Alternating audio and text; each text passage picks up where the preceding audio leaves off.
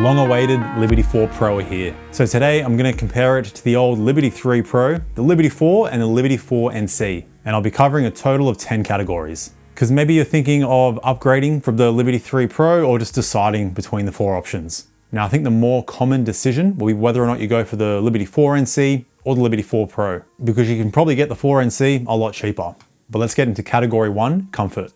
So the 4 NC is probably going to be the most comfortable because it has the shallowest driver shaft. The rest of the buds are still very comfortable. I had no issues. It's just that the fit is going to be slightly deeper on the other pairs. The 4 Pro is slightly larger than the Liberty 4 and 4 NC, but that's not a huge issue unless you have pretty small ears. But all the buds have pretty decent pressure relief with minimal suction and pressure in the ear canal. Now onto the security of the fit. So you would think that the Liberty 3 Pro would work the best with those additional wingtips, but in my experience, they weren't great for me when weight training. I had to readjust the earbuds more often than I would like. They still stayed in fine, but I just find that stem style earbuds work better for me. And they're especially better when running with that weight distribution of the stem, holding the bud down in your ear. And I just find that for me, a deeper fit keeps the bud in more securely. So out of the 4 here, the Liberty 4 Pro stays in the best for me, followed by the Liberty 4, the 4 NC, then the 3 Pro.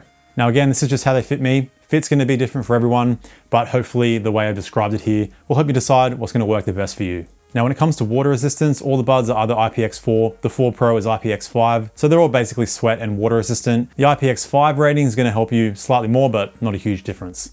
Now category 3 is case and battery life. And these are the advertised amounts you're getting on all 4 pairs. So the 4 NC has the best overall, 8 hours on the buds and 40 hours in total with noise cancelling on. And that's about as good as battery will get in any price range. And it's a solid step up from the 6 hours and 24 hours in total that the 3 Pro had. Now you can charge all the cases wirelessly, but the 4 Pro does have the best fast charge. So chuck the buds in the case for 5 minutes, you're gonna get 4 hours of playback on the earbuds. A huge step up from 15 minutes giving you 3 hours of playback on the rest of the buds. And in terms of case size, the Liberty 4 has the smallest form factor, followed by the 4 NC, 3 Pro, then a 4 Pro. But the 4 NC is the thickest case, it's a bit on the chunky side, followed by the 4 Pro and 4, equal thickness, and the 3 Pro actually the thinnest case. But the 4 Pro does have a screen on the case which will allow you to see the exact battery of the buds and the case, and you can also control noise cancelling, transparency, spatial audio, use the Find My Buds feature and use it as a remote camera, so you can set up your camera and take some photos or start recording with the case, which is pretty cool. Being able to control volume on the case or change between EQ settings would have been nice as well. But now category 4 is controls. Starting with the Liberty 3 Pro, they use touch controls with a single, double, triple tap and long hold. And on them you can control everything including volume up and down, and you have complete customization of all the functions on the left or right earbud. The wearing detection wasn't super reliable, often not working for me.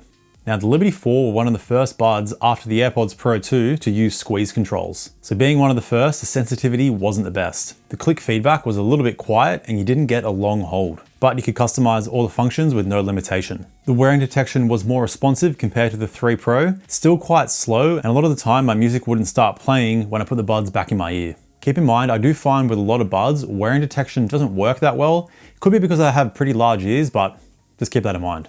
Now the Liberty 4 NC went back to touch controls with the same functions as the 3 Pro. But now you're getting less customization. So you can't set voice assistant or ambient control to the single tap for some reason. And with ambient control being a very commonly used function, this would have been nice to add to the single tap. But the wearing detection was improved over the Liberty 4. Still not perfect, randomly not working, but it worked more of the time. Now the 4 Pro goes back to the squeeze controls that the Liberty 4 had, and also added in swipe gesture for volume up and down. They massively improved the squeeze sensitivity, you get a nice click feedback, and the swipe up and down for volume is super responsive with a nice beep feedback. Like the 4 NC though, you also can't set voice assistant or ambient control to a single tap, and you can only control volume with the swipe. Despite the limitation, the 4 Pro still have the best controls due to that swipe, allowing you to control everything even on one earbud. Play, pause, track forward and back, ambient control, and volume up and down. And they're also the only bud to use easy chat. So how this works is if you have noise cancelling on and music playing, if you start speaking to someone, it'll quickly turn the transparency mode on and bring your volume down so you can talk to someone without taking your earbuds out of your ear. Now the wearing detection is about the same as a 4 NC, so reliable, but definitely not the best.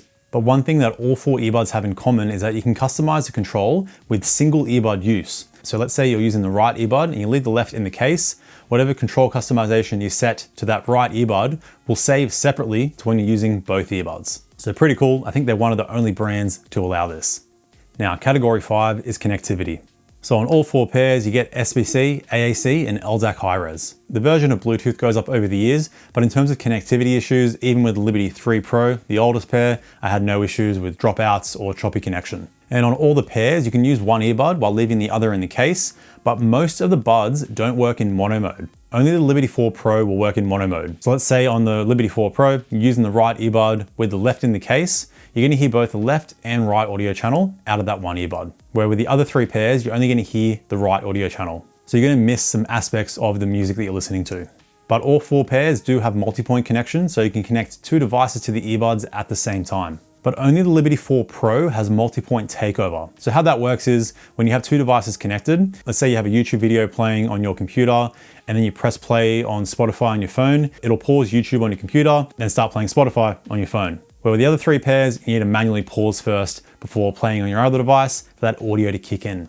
Now, when it comes to latency, when watching videos, YouTube, Netflix, all the pairs are completely fine. When it comes to gaming latency though, technically only the Liberty 4 NC has a low latency gaming mode, but it turns out the Liberty 4 Pro has like a hidden game mode in the spatial audio game mode setting. So that does reduce the latency, but you can tell here in my testing, it doesn't reduce it by that much. They still have some of the worst gaming latency. Now, all these results are tested using AAC, and in my experience with testing latency, a lot of people say SBC can give you lower latency. I found AAC would give me better latency. So generally, if you're into fast reaction games like shooters, you want to get closer to 200 milliseconds there. Even if you're around 400 milliseconds, casual gaming, you should be fine.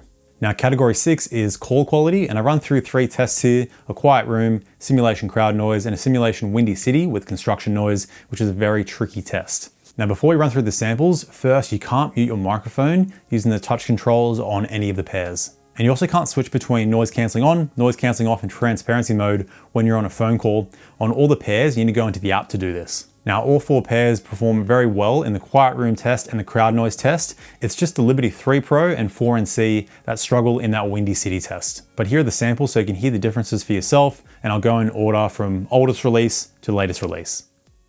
All right, here's the Soundcore Liberty 3 Pro in a quiet room. All right, here's the Soundcore Liberty 4 in a quiet room. All right, here's the Soundcore Liberty 4 NC in a quiet room. All right, here's the Soundcore Liberty 4 Pro in a quiet room. All right, now we're going to see how the microphones block out some simulation crowd noise. All right, here's the Soundcore Liberty 3 Pro with some simulation crowd noise. All right, here's the Soundcore Liberty 4 with some simulation crowd noise. All right, here's a Soundcore Liberty 4 NC with some simulation crowd noise. All right, here's a Soundcore Liberty 4 Pro with some simulation crowd noise. All right, now I've got some city noise, some construction noise, and some simulation wind. All right, here's the Soundcore Liberty 3 Pro with some city noise, construction noise, and simulation wind. All right, here's a Soundcore Liberty 4 with some city noise, construction noise, and simulation wind. All right, here's a Soundcore Liberty 4 with city noise, construction noise, and simulation wind. All right, here's the Soundcore Liberty 4 Pro with some city noise, construction noise, and simulation wind.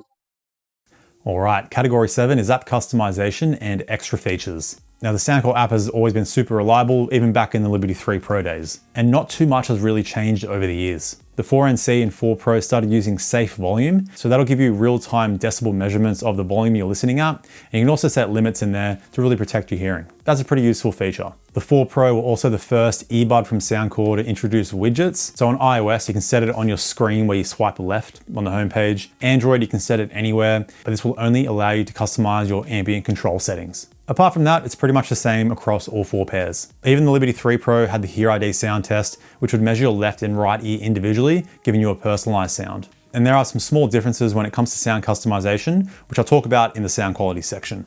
But one standout extra feature is going to be the Liberty 4's heart rate sensor. And in my test, it did work quite well. You do have to use it with the Soundcore Wellness app, which is integrated into the Soundcore app. It would have been nice to use that heart rate sensor with any app.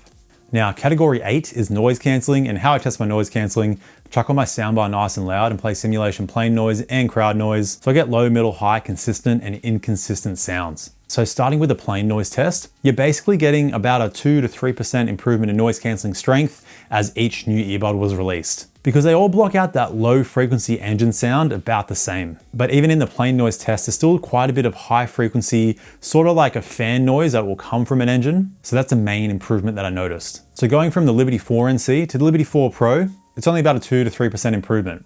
It's not very noticeable, but if you go from the Liberty 3 Pro to the Liberty 4 Pro, it's about a 10% improvement. So it's more noticeable, still not a massive difference. The Liberty 3 Pro were pretty ahead of its time.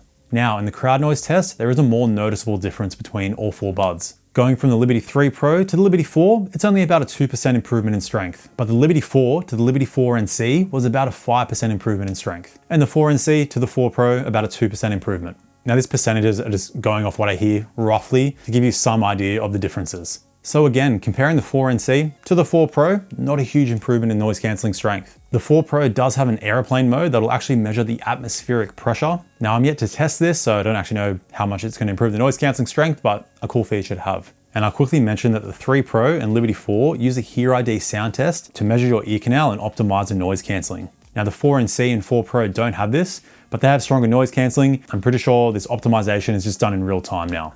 Now we're going to talk about EQ shift. So this is how your sound quality changes with noise cancelling on compared to noise cancelling off compared to transparency. And I'm always looking for the most minimal amount, especially when you switch between noise cancelling and transparency, because those will probably be the most common settings that you use. So going from noise cancelling to transparency, most of the pairs are fine with very minimal EQ shift. It's only the Liberty 4 with a noticeable 10% mid-bass reduction, going from noise cancelling on to either transparency or noise cancelling off. The 3 Pro also have a very noticeable 15% bass increase, going from noise cancelling or transparency to noise cancelling off. The 4NC and 4 Pro have a 5% bass increase and 5% treble reduction with noise cancelling off. Now a 5% difference isn't too bad, and it's normally expected, especially when you turn noise cancelling off. When you start getting to 10% and above, it's going to be too much of a change. Your earbuds is going to sound very different, and whatever EQ settings you had saved, you're going to have to make a new EQ when you turn noise cancelling off, and it becomes a bit of a mess. Or maybe you could look at it as a benefit and you can quickly change an EQ without going into the EQ settings. I don't know. It depends on the person. Now with all the buds, you can use noise cancelling while using one earbud whilst leaving the other in the case. And all four pairs also have an automatic wind reduction toggle. And it's quite interesting to see the kind of behind the scenes improvement that they've done to their automatic wind reduction. So how this setting works is when the microphones pick up too much wind through the microphones with either noise cancelling on or transparency, it'll quickly turn it off so you're not hearing that wind noise come in through the microphones. And when no more wind is detected, it'll turn your noise cancelling or transparency back on. So I tested this in front of a fan to see how long it would take for the noise cancelling or transparency to switch back on after no more wind was detected. So the 3 Pro took about 11 seconds, Liberty 4 about 7 seconds, Liberty 4NC 5 seconds, and the Liberty 4 Pro 3 seconds. Now this is the kind of pickiness that I love. Things that most people probably won't even notice, but I will. Nice work, Soundcore. All right, now let's go on to category 9, the transparency mode. So the Liberty 3 Pro and Liberty 4, not great. When it came to picking up voices, they were quite flat, just didn't sound very natural, and they really didn't pick up the mid-bass from voices as well. It's just not a full and natural transparency mode, but both had very minimal occlusion, which is like that blocked ear effect you get when you speak yourself with the transparency mode on. Now the 4NC is a pretty noticeable improvement, especially when it comes to picking up voices. And the 4 Pro improved on the 4NC ever so slightly, so vocals are a bit fuller and more natural. But they're the only pair that has a little bit of occlusion. This could likely be due to that slightly deeper fit that the earbuds have, which at least for me gives me better passive noise isolation. Now the only pair with proper transparency customization is the 4 Pro, because you get 5 levels of customization there in the app. The other 3 buds give you 2 options, fully transparent or a vocal mode. I usually found the vocal mode was not great. Like with the transparency mode, I find like you just want the transparency mode to sound good and as similar to your normal hearing as possible without needing to customize it. But an issue across most of the pairs is they have quite a bit of white noise hiss, especially noticeable if you're in a quiet room. Even if you're not in that quiet of a room, you're gonna hear that kind of hiss sound, sort of like a fan or air conditioner is on in the distance. The Liberty 3 Pro has at least actually quite a minimal amount. And like I said, the automatic wind reduction that the noise cancelling has carries over to the transparency mode. So overall, this is still an area I think Soundcore can really improve on. Now let's talk about what's most important, sound quality. So starting with volume here, and funnily enough, with each new release, the buds got louder, at least going off my decibel measurement max volume reading here. Still, the 3 Pro gives you plenty of volume. As long as you're around 114 decibels, this is going to be way too loud. You really don't want to be venturing above 85 decibels. That's when you start getting into hearing loss territory. Now let's talk about sound customization. So all 4 pairs give you a pretty decent 8-band EQ, and they all have a Hear ID sound test, but there are some differences between the 4. So how this test works is that you'll hear a beep across all frequencies, and you just indicate in the app whether you can hear that beep or not. So the 3 Pro will measure your left and right ear individually, but the beep volume was a bit too loud so I could hear everything, so it didn't really do much for me. The Liberty 4 uses Hear ID, but it's going to measure both ears at the same time, not your left and right individually. But they also added a preference test in here as well, which would at least create an EQ for you, because again, the volume here for all the beeps was even louder than the 3 Pro. The 4NC is the same as the 4, so not too useful, but they did add sound leakage compensation to the 4NC. So this will change the sound if you lose a bit of the seal on the ear tips, and it's supposed to adapt the sound to how it fits your ears. Now for me, I never noticed any benefit turning this on or off, but I have heard of people say it improved the sound quality, so it depends on the person. Now the 4 Pro went back to the 3 Pro's Hear ID, measuring the left and right ear individually. And the preference test is going to be separate now. And this time the volume of the beeps is actually done quite well. So I really had to listen closely to hear the beeps, and some of them I couldn't hear, which is what you want. That's why it's a hearing test, to see if you can hear things or not. But after I did the hearing test, it didn't change the sound quality for me. And there was no option to actually choose to make that my EQ, which you could do on the Liberty 3 Pro. So I reset the app, still couldn't do it, but I could go into the preference test and set it there. So honestly, don't know what's going on there. Next, we'll quickly talk about spatial audio. So the Liberty 3 Pro sort of had it. It was 3D surround sound. This made the buds sound incredibly strange. It basically sounded like they just added a high pass filter in. So yeah, not great. With the Liberty 4, they actually added in spatial audio with head tracking. The music mode was a reverb mess. Just didn't sound great at all. The movie mode was actually not too bad. There's still a lot of reverb to it and things sound a little bit strange, but it's actually usable. Now the 4NC went back to the 3D surround that the 3 Pro had, ever so slightly better, but still not great. Now the 4 Pro went back to the spatial audio with head tracking the Liberty 4 had, and you get more options here. Overall, it's better than the Liberty 4, still not great though. Funnily enough, the game mode is actually the best with the least reverb and strange effects, and you get the lower latency with that on as well. But now onto the sound quality itself, and we'll start with the Liberty 3 Pro. So here you're getting a solid V-shaped tuning with nice deep sub bass, a smooth mid-range, and crisp treble. A little too crisp for me, it got quite sibilant and harsh at times. So my go-to EQ was dialing down the treble a bit and boosting the mids slightly, and you can get these buds sounding pretty decent.